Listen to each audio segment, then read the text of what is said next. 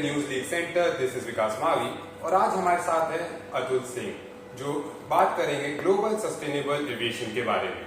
Sir, पहले तो आपका बहुत बहुत स्वागत है and what are your thoughts on the event?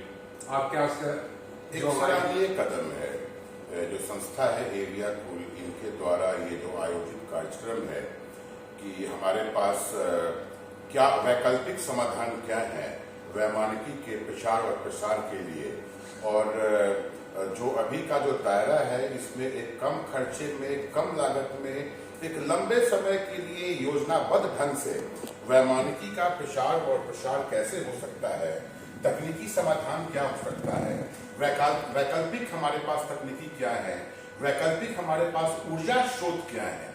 तो इनसे संबंधित जो भी चर्चा पर चर्चा जो हुई है या हो रही है, यह एक सराहनीय कदम है। और अभी हिंदुस्तान में नागरिक उड्डयन के क्षेत्र में आज तक कभी किसी स्तर पर इस पर्टिकुलर मुद्दे पर, इस विशेष मुद्दे पे, जहां पर एक वैकल्पिक ऊर्जा स्रोत वैमानिकी के एक लंबे समय के संचालन हेतु कोई आयोजित नहीं किया गया था। तो इस तरह का आयोजन सराहनीय आयोजन है और एक अच्छी परिचर्चा हुई है। सर, सस्टेनेबल एविएशन की सब बात करते हैं, लेकिन कई बार चर्चा आकर केवल उसके फ्यूल पर रुक जाती है।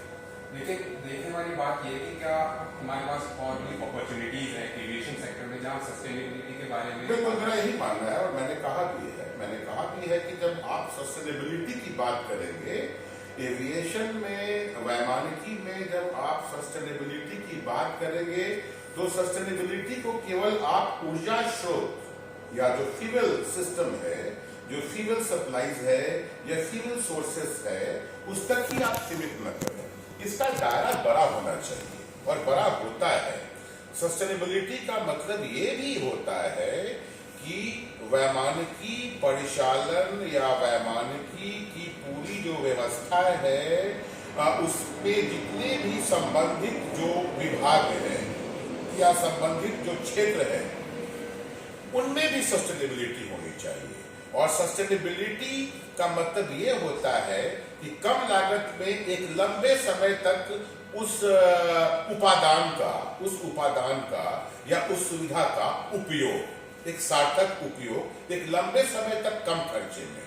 तो केवल इसको विमानों के ऊर्जा स्रोत या अवेलेबिलिटी ऑफ फ्यूल तक ही सीमित न रखकर वैसे सारे चीजों को समावेशित करने की आवश्यकता है जो किसी उड़ान के सफल परिचालन और एक इकोनॉमिकल ऑपरेशन से संबंधित है।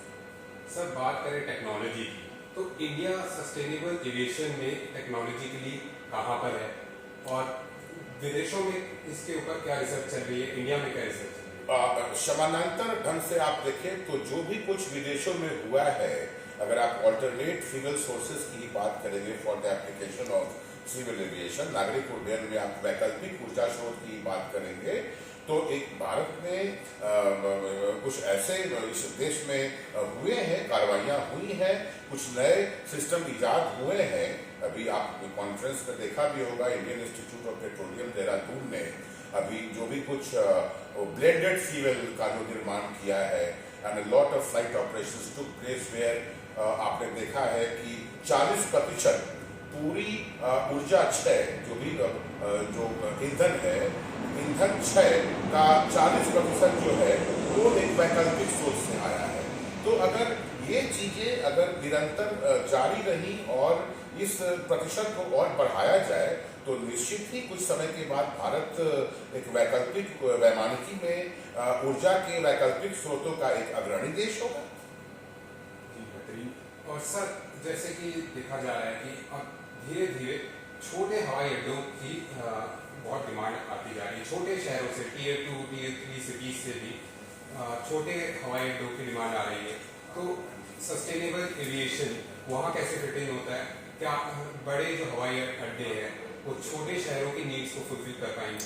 ये बहुत सही प्रश्न है। देखिए, इसमें एक चीज सोचने वाली बात है कि वैमानिकी में कुछ खर्चे ऐसे होते हैं जो कांस्टेंट होते हैं। वो या अगर वो फुल सर्विस एयरलाइन के लिए हो या लो कॉस्ट सर्विसेज के लिए हो एक कॉन्टिनेंटल फ्लाइट के लिए हो या एक शॉर्ट हॉल रीजनल फ्लाइट के लिए हो, वो खर्चे बराबर होते हैं। तो अभी नीतिगत तौर पर यह होना चाहिए कि जो वो बराबर के खर्चे हैं, क्षेत्रीय वैमानिकी के प्रचार प्रसार के आलोक में उन खर्चों को कम किया जाए। जैसे अभी हमारे यहाँ एविएशन टरबाइन फ्यूल पर टैक्सेशन का मामला है, या एविएशन टरबाइन फ्यूल की जो प्राइसिंग है वो फुल सर्विस एयरलाइन या रीजनल एयरलाइन के लिए बराबर है। ऐसी बात तो नहीं है कि सरकार ने कोई नीति दे दिया है कि नहीं रीजनल कनेक्टिविटी में जो फ्यूल प्राइसिंग इस दर से ली जाएगी, तो उसको जो है रैशनलाइज करने की आवश्यकता है। It requires rational application of the policies as well as further apart from the fuel sourcing, जो भी अदर जो खर्चे हैं वो क्षेत्रीय तौर पर उनका एक अलग बने मापदंड बने कि इन खर्चों को कम किया गया है या कम किया जाएगा नीतिगत तौर पर, ताकि क्षेत्रीय वैमानिकी के प्रसार प्रसार हेतु ज्यादा से ज्यादा संख्या में जो भी एजेंसियां हैं, airline operator, commercial scheduled operation में या नॉन शेड्यूल्ड ऑपरेशंस में, वो आगे आए, उसका लाभ लें और वैमानिकी का प्रचार प्रसार करें। सर आखिर में हम आपसे जानना चाहेंगे कि सस्टेनेबल एविएशन में आप भारत को कहाँ देखते हैं? आपकी खुद की पर्सनल उम्मीदें कहाँ हैं? नहीं, उम्मीदें काफी है और भारतवर्ष में सरकार में कुछ संस्थाएं ऐसी हैं, जैसे खासकर मैं इंडियन इंस्टीट्यूट ऑफ पेट्रोलियम जो देहरादून है, उनके द्वारा जो उठाया गया कदम और जो टेक्नोलॉजी जो तकनीकी उन्होंने ईजाद की है, जिसमें उन्होंने बायोफ्यूल की ब्लेंडिंग की एविएशन टरबाइन फ्यूल के साथ और विमान का बहुत ही सफलतापूर्वक परिचालन किया, तो मुझे लगता है कि अगर वो उनके वो इन्वेंशंस, उनके जो भी टेक्नोलॉजिकल इनपुट जो विभिन्न कालखंडों में अब तक आते रहे हैं और आगे भी आएंगे, जैसी कि उनकी योजना है और उस योजना पे बहुत गंभीरतापूर्वक ये लोग काम कर रहे हैं, तो मुझे बहुत उम्मीद है कि आगे आने वाले समय में भारतवर्ष नागरिक उड्डयन में एक सस्टेनेबल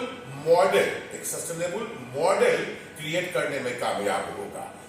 संबंधित एजेंसियां, policy makers and experts, they are doing their bit to create a kind of environment which would be really very much sustainable, and India, Bharatvarsh जो होगा वो पूरे विश्व को इस मामले में एक नई राह दिखाएगा। ये थे हमारे साथ श्री अतुल सिंह जी। सर बहुत बहुत धन्यवाद आपके समय।